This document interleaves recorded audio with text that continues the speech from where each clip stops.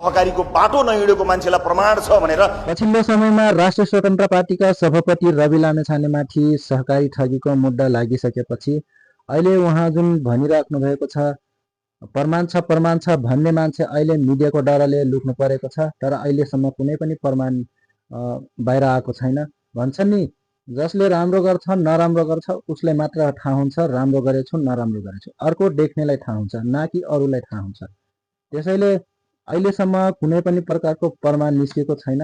त्यसैले उहाँले जुन प्रमाण छ भन्नेहरूलाई जुन टिप्पणी गर्नुभएको छ, यो कुरा तपाईलाई कस्तो लाग्यो? जस्ट तटस्थै आफ्नो प्रतिक्रिया लाइक कमेन्ट र सब्सक्राइब गर्नुहोला। सहकारीको बाटो नहिँडेको मान्छेलाई प्रमाण छ भनेर जबरजस्ती मुद्दामाथि मुद्दा कोचेर जबरजस्ती संसदबाट बाहिर निकाल्ने, संसद फेरि विस्थापना गर्न खोज्नु भएको